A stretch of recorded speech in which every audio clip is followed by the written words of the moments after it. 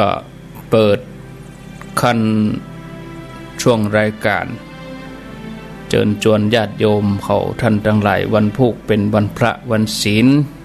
วันนี้เป็นวันโกนวันพุธเป็นวันเดือนดับเดือน11ก็จะดับเดือน12ก็จะออกมาเชิญชวนญาติโยมท่านทั้งหลายที่จะทำบุญทานหาญาติพี่น้องในวาระเดือน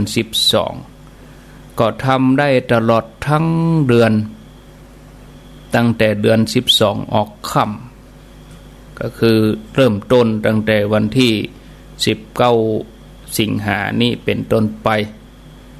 ไม่ใช่ว่าเราจะไปล้อเอาวันเดือน12เป็นอย่างเดียว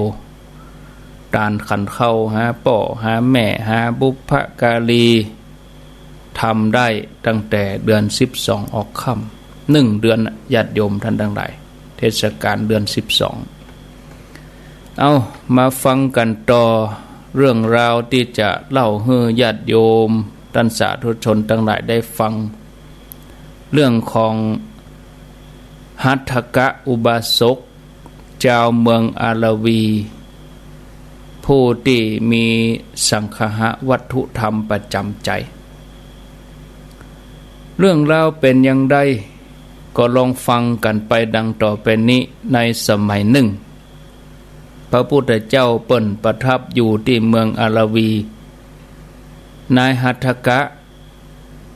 ก็ไปจวนพวกพ้องบริวารประมาณ500คนไปเข้าเฝ้าสนทนากับพระพุทธเจ้าพระพุทธเจ้าก็ถามว่าหัตถกะท่านมีสหายมากมายได้ยินว่าทุกๆคนเนี่ยเป็นที่ฮักของท่านแล้วตัวท่านเองก็เป็นที่ฮักของทุกๆคนท่านใจรักอันหยังสงเคราะห์อันหยังทำให้เปื้อนตั้งหลายบริวารตั้งหลายอันเป็นมิตรสหายเป็นที่ฮักเนี่ยจะได้นายหัตถกะก็ทูลพระพุทธเจ้าว่าพันเตข้าแด่พระองค์ผู้เจริญข้าพระองค์ได้สงเคราะห์เปื้อนญาติมิตรบริวารโดยสังคหะวัตถุสี่หูว่าผู้นี้ควรสงเคราะห์โดยการฮื้อข้าพระองค์ก็สงเคราะห์โดยการฮื้อหูว่าผู้นี้ควรสงเคราะห์ด้วยวาจาที่อ่อนหวานข้าพระองค์ก็สงเคราะห์เขาด้วยวาจาที่อ่อนหวานหูว่าผู้นี้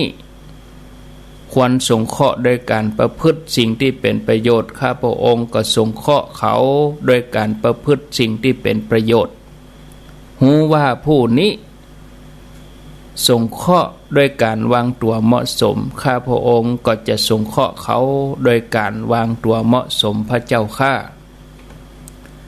พระพุทธเจ้าพระองค์ก็สรรเสริญนายหัตถกะว่าโอ้ท่านทำดีแล้ว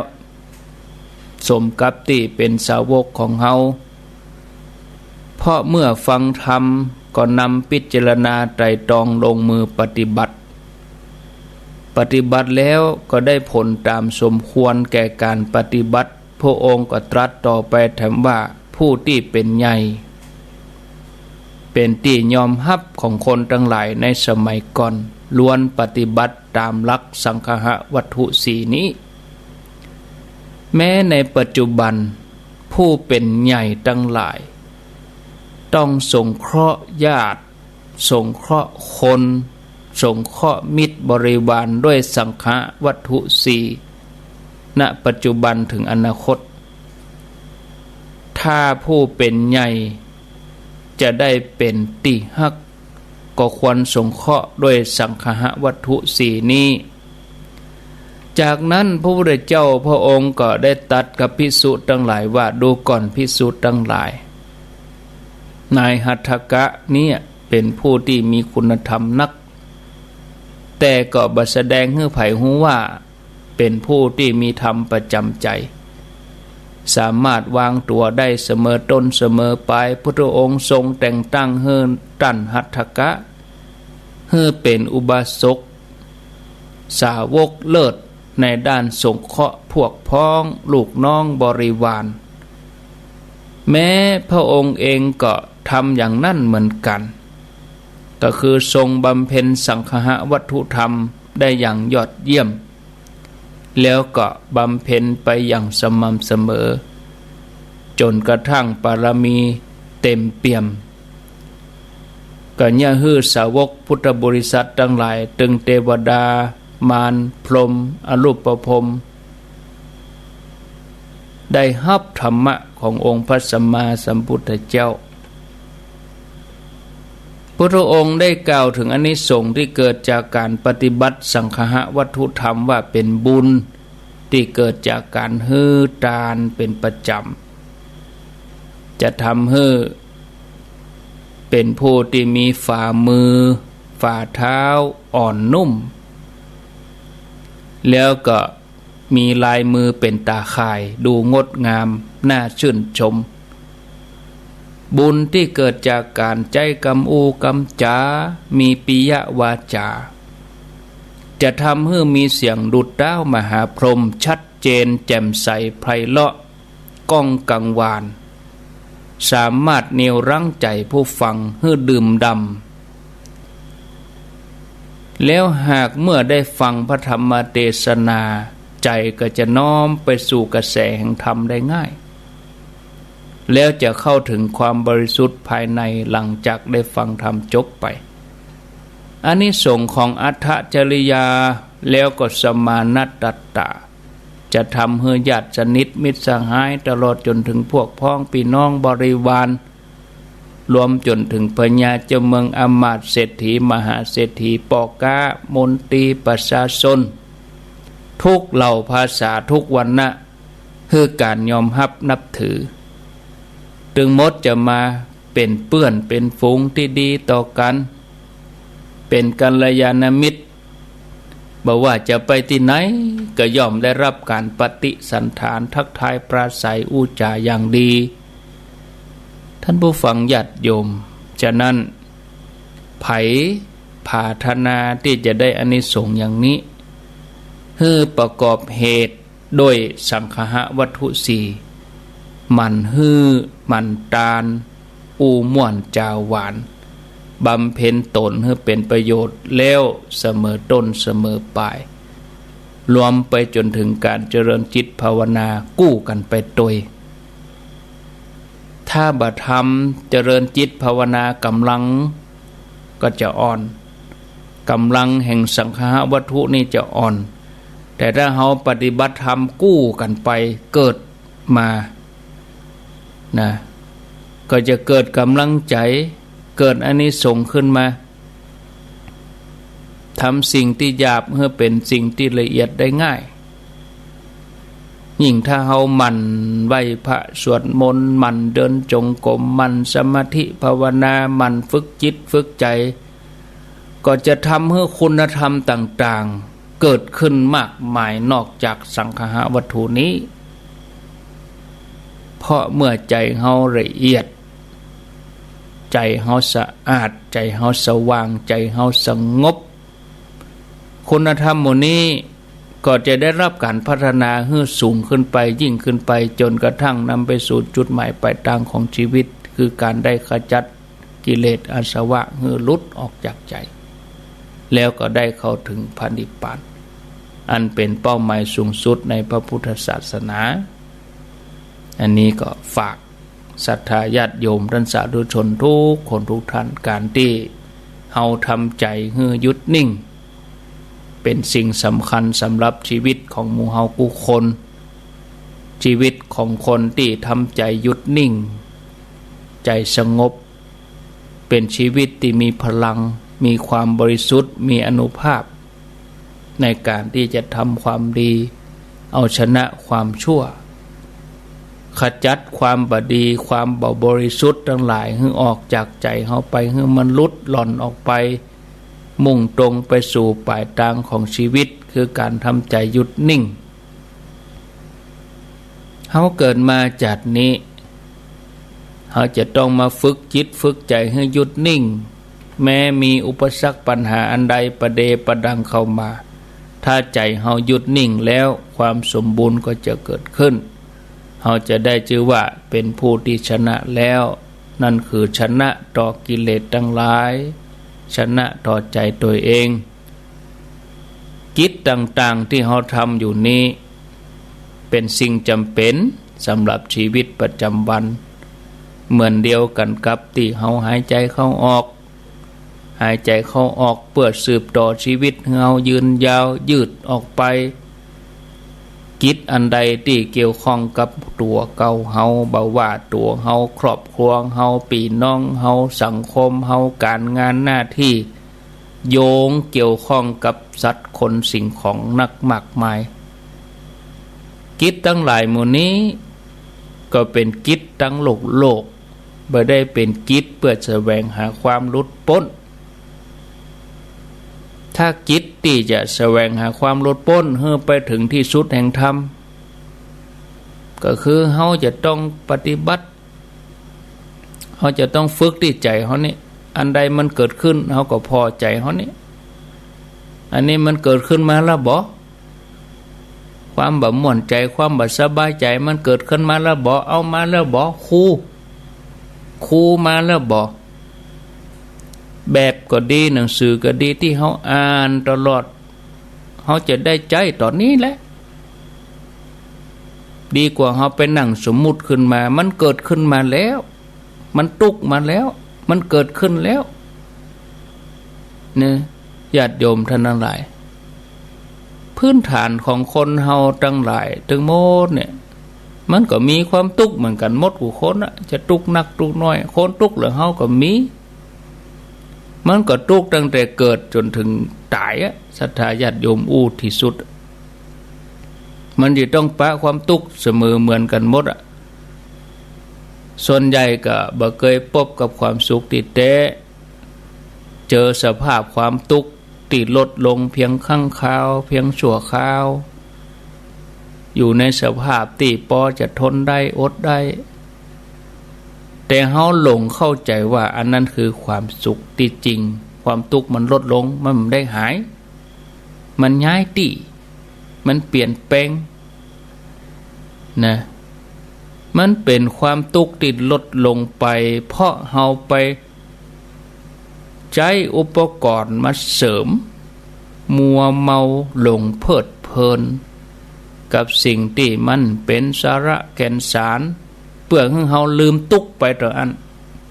ชั่วขณะต่ออันความสุขที่แท้จริงมันอยู่บักไก่มันอยู่ภายในตัวของเฮากูคนญาติโยมทุกคนบ่ได้ขึ้นอยู่กับวัตถุสิ่งของถ้าเฮาเอาความสุขไปยึดกับวัตถุสิ่งของอย่าเฮาหักรถกันนี่ไผมายืมรถเฮาบ่ได้วันดีคืนดีโอ้รถเป็นหอยเขาเอาไปตุบไปตำถ้าเฮาว่าความสุขอยู่ที่มีเงินมีทองก็คนมีเงินมีทองทุกข์ใจก็มีล่ะเนาะญาติโยมเป็นคดีความโด่งดังกันทั่วประเทศทั่วโลกก็มีหรอกตามสื่อญาติโยมก็คงจะฮู้นักกว่าอาตมาเฮากล่าวแล้วเฮามีความสุขอยู่กับสัตว์อยู่กับแมวอยู่กับหมาแมวหมามันตายไปเห็นแล้วความสุขเฮามีไหนเนี่ยหรือว่าความสุขอยู่กับคนอื่นเฮาจะไปเสาะแสวงหาความสุขจากอันหยังญาติโยมจากคนสัตว์สิ่งของแก้วแหวนเงินทองทรัพย์สินตอนที่ทองมีเฮาว่าเฮาซื้อแล้วโอ้เฮาได้ดีเดี๋ยวนี้ทองราคาขึ้นไปแตะที่ 30,000 โอ้โหอีเขาขายตอนนั้นจึงดีเห็นมั้ยเนาะให้มีความสุขกับแก้วแหวนเงินทองเขามาลักไปอย่างใหญ่ๆหรือว่าหายไปอย่างแต่ก่อนนี่มอกสลึงนี่เฮาเสียดายไปได้หายไปมอกสลึงนี่โหทองมันแปลงอีหมะเฮาจะไปยึดกับอันใดญาติโยมจะไปยึดกับสิ่งหมู่นี้มันบ่ได้ไผ เพราะความสุขที่แท้บ่ได้อยู่กับสิ่งหมู่นี้มันอยู่ที่ใจของเฮาเนี่ยฉะนั้นญาติโยมถ้าเฮาใครพบความสุขที่แท้เฮาต้องเสาะใจตัวเก่าหือปะตามหาใจตัวเองค้นหาใจตัวเองหือปะเหมือนเดียวกับพระพัทธิยะพระพัทธิยะนี่เปิ้นเป็นหนึ่งในจำนวนปัญจวัคคีย์ทั้งห้าเหมือนกันเปิ้นก็เป็นเชื้อชาติกษัตริย์เหมือนกันเป็นผู้สืบต่อสกัญญวงศ์นะอัญญาโกณฑยะพัทธิยะวัปปะมหานามะอัสสสิปัญจวัคคีย์ทั้งห้าเปิ้นก็ได้บวชในสำนักพุทธศาสนาเหมือนกันเบิ่มๆบานานก็เป็นอรหันต์เนี่ยศรัทธาญาติโยมเปิ้นก็หนีออกจากความสะดวกสบายบ่ใช่ว่าจะไปอยู่ที่เลิศหรูอะไรอย่างหรอกไปอยู่ป่าไปอยู่คนไม้ไปอยู่เรือนว่างเนี่ยไปอยู่อย่างอันประกว่าสุขจริงเนาะสุขจริงเนาะอย่านะภิกษุทั้งหลายได้ยินได้ฟังก็เอาความนี้ไปกราบทูลพระเจ้าว่ากราบทูลพระพุทธเจ้าพัทธิยะติดสุขอยู่ที่ไหนก็ม่วนแต่นอสุขจริงนอบ่ยินดีในการประพฤติพรหมจรรย์คงจะนึกถึงสมบัติตัวเองทั้งที่ตอนที่เป็นเจ้าบ้านบัดนี้มาบวชแล้วก็ยังอุทานขึ้นมาอยู่ว่าสุขจริงนอแต่ด้วยพระองค์มีประสงค์ที่จะเปื้องความสงสัยของภิกษุทั้งหลายก็เลยตรัสเรียกถามพระพัทธิยะว่าพัทธิยะอุทานอย่างอันเพราะหยังว่าสุขจริงหนอเนี่ยหยังคงจะนึกถึงทรัพย์สมบัติตัวเองพระพัทธิยะก็กราบทูลว่าพันเตข้าแด่พระองค์ผู้เจริญเมื่อก่อนข้าพระองค์เป็นเชื้อชาติพญาเจ้าเมือง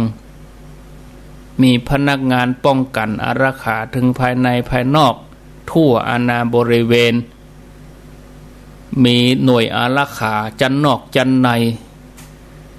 ถึงแม้จะมีหน่วยอารักขามากมายข้าพระองค์ก็ยังหวาดกลัวสะดุ้งกลัวต่อศัตรูที่จะมารุกรานอยู่ล่ำไปแต่บัดนี้ข้าพระองค์มาบวชแม้ข้าพระองค์อยู่ป่าโดดเดี่ยวตนเดียวอยู่ปื้นเก้าไม่อยู่เรือนว่างกับบ่รู้สึกหวาดกลัวหรือว่าสะดุ้งต่ออันใดบอกว่าภัยจากคนจากสัตว์หรือแม้แต่ภัยในสังสารวัฏข้าพระองค์ก็บ่กลัวได้เข้าถึงความสุขที่เกิดจากการปลีกวิเวกแล้วก็ได้รับผลของการปฏิบัติอันเป็นธรรมยอดเยี่ยมเลยเป่งกำอูออกมาว่าสุขจริงหนอสุขจริงหนอท่านผู้ฟังญาติโยมเขาจะหันว่าพระพัทธิยะเปิ้นเคยเป็นถึงเจ้าฟ้าพญาเจ้าเมืองปกครองประเทศมีราชสมบัติมากมายแต่เปิ้นกะมีความทุกข์ในราชสมบัตินั้นที่จะต้องคอยดูแลปกป้องรักษาจะแสวงหาความสุขได้จะได้ก็จะต้องมาหวาดระแวงสะดุ้งฉะนั้นความสุขติดแท้ก็เลยบ่ได้อยู่กับวัตถุสิ่งของเมื่อไปแสวงหาความสุขที่ผิดก็หาว่าจะปะคนที่เปิ้นมีสติปัญญาพิจารณาเปิ้นก็จะต้องเสาะหาที่มันถูกที่ถูกตั้งถูกส่วนถึงจะได้ปะความสุขติดแท้พระพัทธิยะเสาะแสวงหา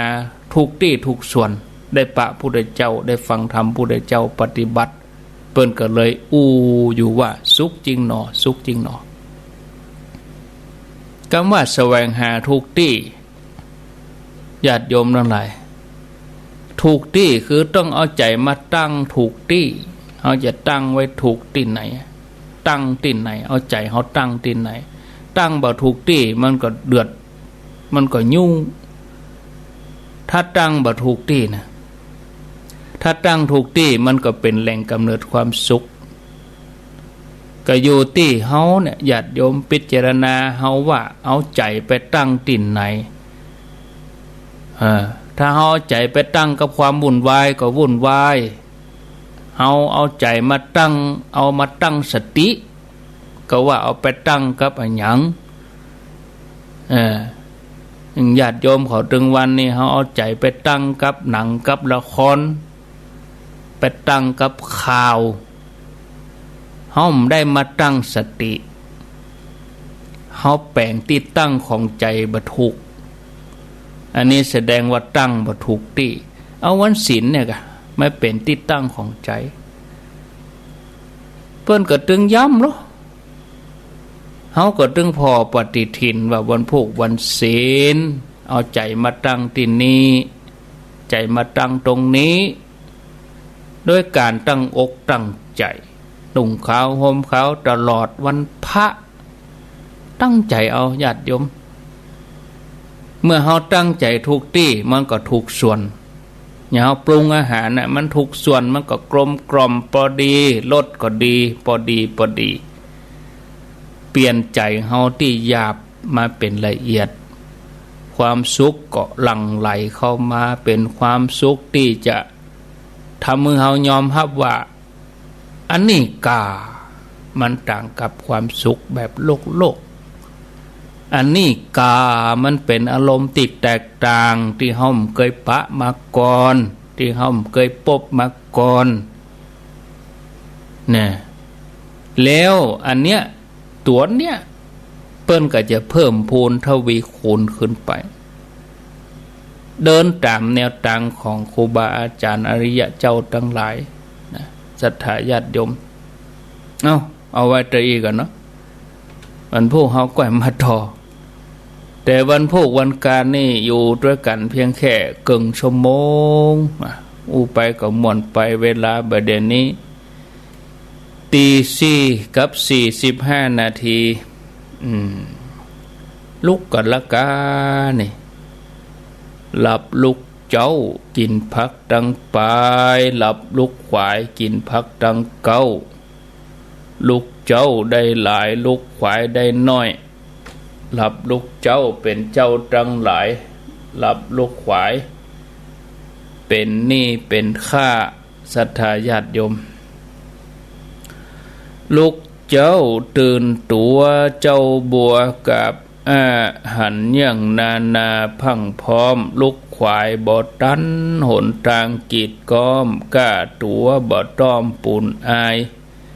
จุงเก่งเข้าไว้อย่าไปฮือขวายต่อหน้าสบายจำไว้เน้อเจ้าจำไว้เน้อเจ้าต่อไปนี้ก็ฟังญาติโยมเขา0993663322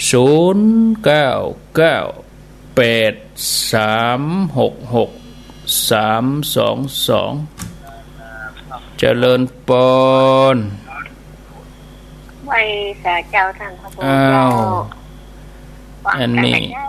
แม่จันติ๊บฟังแล้วอิ่มใจวันนี้แม่จันติ๊บเกตการามเนาะเจ้าฝนตกก็ตั้งในเวียงแม่เจ้าตกเจ้าตกเหมือนกันเลยเจ้าหมกอ้อยนี่เนาะเจ้า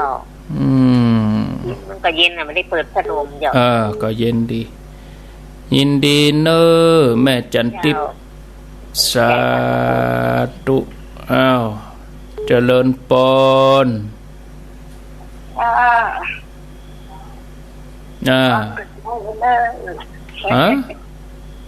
ฟังแต่เจ้าแล้วอยู่ตั้งใดอยู่ห้วยไข่เจ้า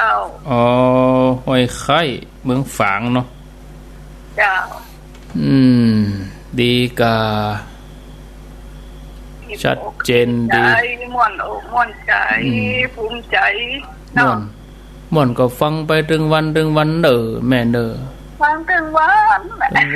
เนาะโทรก็ได้โทรก็การเปิดแม่บัวคำกะแม่เนาะเจ๊กะแม่แสงล่าเจ้าแม่แสงล่า แม่แสงล่านึกว่าแม่บัวคำแม่แสงล่านี่อายุเท่าใดแม่แสงล่า68เจ้า68จ้าอ้าวอยู่ดีมีสุขเนอะสาธุเจริญปนไม่ป่าเจ้าทางพระครูเจ้าโทษจากดังใดจากปลาคอยใต้เจ้ายายแดงเจ้าปลาคอยใต้แม่ริมเจ้าสันผีเสื้อบ้านน้องใหม่เนี่ยกับเจ้าได้ยินชัดดีกะเจ้าชัดดีเจ้าเดี๋ยวนี้นะฝนตกก็ทั้งปุ่นทั้งสันผีเสื้อทั้งแม่ริมเจ้ามีฝนมีแต่มืดก็ได้มืดบ่ได้เจ้าฝนบ่มีมืดบ่ได้โมทนาเนอป่าไว้ป่าเจ้าแปลว่าเปิ้นฟังกันเหนียวแน่นเหมือนกันรู้นี่ไว้สาครับน้องเบลเนาะฟังน่านฟ้าเรดิโอช่วงตี 4 ถึง 7 โมงนะครับน่านฟ้ากะครับช่วงตี 3จะฟัง104ครับดีกะสลับกันไปสลับกันมาได้ฟังกันยากยาวม่วนไหลไปไหลมาอิ่มเลยม่วนดีอนุโมทนาสาธุน้องเบลเจริญปนจากดังใดแจ้งหัวลิ้นเมืองฝางเจ้าแจ้งหัวลิ้นเมืองฝางฟังชัดเจนดีกะอุ้ยเจ้าชัดเจนดีเจ้าแต่ฝนตกน้อยๆเนี่ยฝนอ้อยเนาะฝนอ้อยก็ดีจุ่มเย็นดีนะเจ้ามักจุ่มเย็นจุ่มเย็นดีโมทนาเนอสาธุเข้ามา0993666322022เจริญปนชัดเจนดีเนอร์เจ้าฟังคลื่นไหนแม่วางอันเสียนน้ำบ่อหลวงนี่กับเจ้ามันดักประกำเนาะน้ำบ่อหลวงมันก็ดีจ้ะแม่สุทัศน์นี่เนาะเจ้าฟังมันแต่เจ้าจ้ะขึ้นดีแต่อินเทอร์เน็ตมันบ่เสถียรจ้ะวิทยุเปิ้นดีกะคลื่นเปิ้นดีหมดอะจ้ะโมทนาสาต่อไปเจริญปนมาจากจ้ายายพรโอ้ใกล้โทรศัพท์แถมน้อยนึงอีกายายพรตั้งเมื่อ3 โมงเจ้าน่ะฟังตลอดเนาะฟังตลอดอ่ะถึงมื้อเจ้ามื้อแรงอ่ะลูกเจ้าเหมือนกันแต่มันแรงเบิดกับปะกันแถมบ่าย3 โมงบ่าย 3นี่มีวันจันทร์ถึงวันศุกร์นะเสาร์อาทิตย์บ่มีนะเนอะยาวใจว่าเสาร์อาทิตย์ก็โทรมาอยู่ด้านบ่ครูบ่จัดกะยังลืมนะมีหลายนะคนเฒ่าโทรนะ3 โมงก็โทรมาหาละอีน่ะยินดียายพรร่องหัวแดงสันกำแพงเจริญปนไปฝากเจ้าโทรจากดังใดสันกำแพงเจ้าสันกำแพงนี่บ้านหยังบ้านไม่โฮมตำบลต้นเปาเจ้าต้นเปาชัดเจนดีเนาะเจ้าชัดเจนดีเจ้าสันกำแพงฟังขึ้นไหน104นี่บ่เจ้า104เจ้า104ฝ่ายหินเนาะเจ้าอนุโมทนาเนอเจ้าไว้สาเจ้าเดี๋ยวถ้าเปิ้นแปลงธาตุไปติ้วปูนด้วยกันเด้อสันกำแพงนี่ไปง่ายเข้าโดยสเก็ตไปนะเจริญปนไอ้สาเจ้าโทษจากดังใด จากพระย่อยสันทรายเจ้าน้องแม่ทาที่เป็นคนไข้ติดเตียงเจ้าแม่ย่อยสันทรายฟังชัดเจนดีกะชัดเจนดีเจ้าโอ้ฟังเมื่อตี 3แล้วนะตี 3แล้วบ่ดีแล้วค่ะเต็งอย่างไรกับบัตันเปิ้นเจ้าเต็งอย่างใดก็ได้แต่เจ้าเมื่อไหร่ก็บัได้ท่านเป็นคนไข้ติดเตียงเจ้าเอาธรรมะเป็นกู้เนอะเจ้าเพื่อกำลังใจเพื่อกำลังใจต่อสู้เนาะเจ้าเรียกอายุได้83แล้วเจ้า83แล้วเจ้าดีมีสุขเนอะเจ้าไปสาเจ้าตุ0998366322ก็อินดูเปิ้นเนาะบางคนก็อย่าเป็นคนเฒ่าคนแก่คนไข้ติดเตียงเนี่ยเปิ้นมีวิทยุฟังก็เป็นที่เปิ้งตั้งใจให้ได้บุญกันนะนี่เนาะอินดูคนเฒ่าเจริญปอนวันแสกเจ้าท่านพระครูจากทางใดจากหมู่11ขวงเปาจอมตองเจ้าฟังถึงว่าใจโทบัดตันเป็นเจ้าขวงเปาจอมตองโทบัดตันแต่ฟังทุกวันเจ้าฟังพระตนกู้องค์แล้วเจ้าดีละกาจากวันแสกเจ้ายินดีเนอโทรหากันพ่องอีกาตั้งจอมตองเดี๋ยวว่าได้ยินไงดักแซบเนี่ย0998366322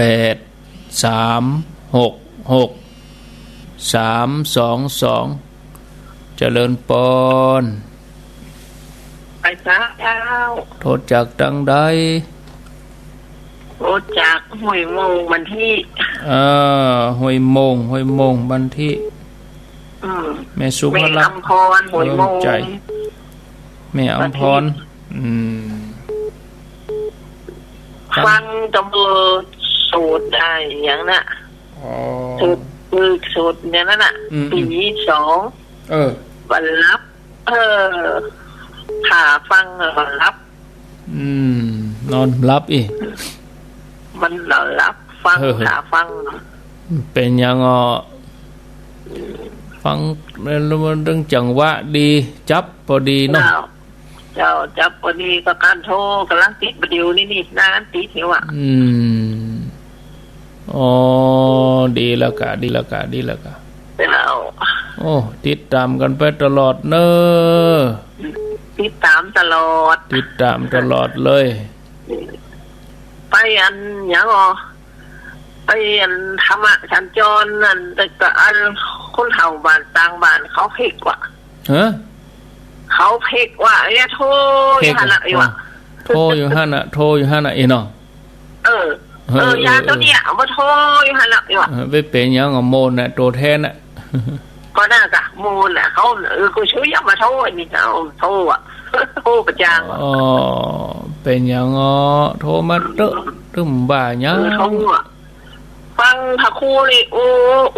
วันพูดบรรยายสาระมนดีมนก็ฟังไปแม่เป็นตัวแทนไปปล่อยจ้าเจ้าเนอะยังโทรมาหากันเนี่ยดีแล้วเนาะเจริญปอน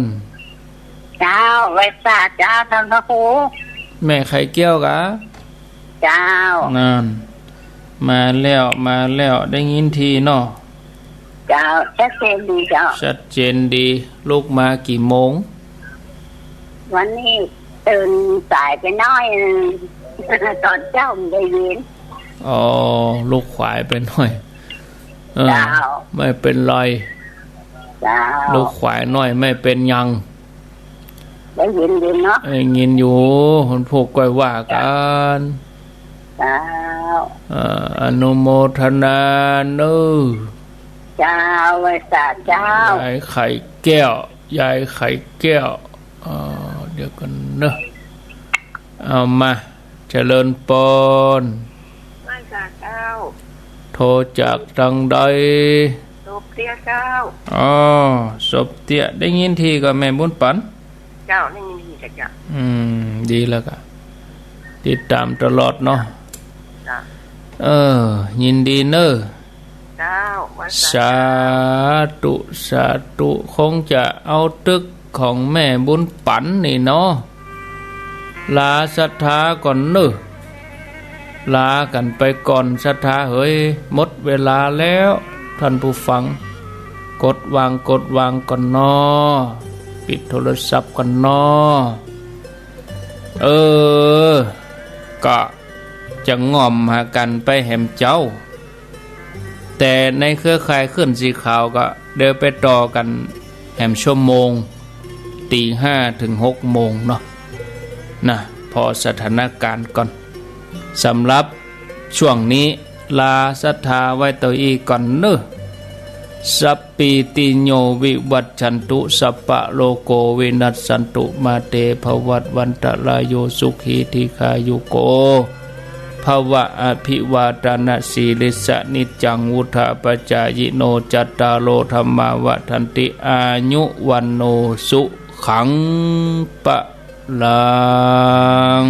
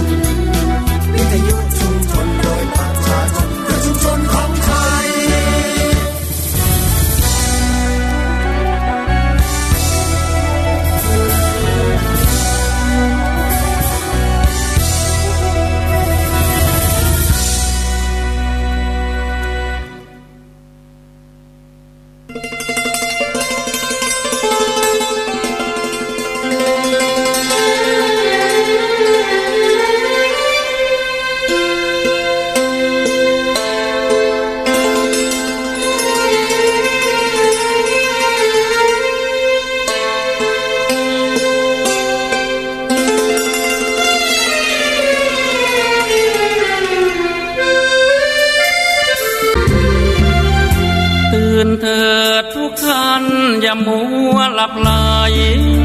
ตื่นจากนิทราแล้วไว้ตื่นขึ้นมาได้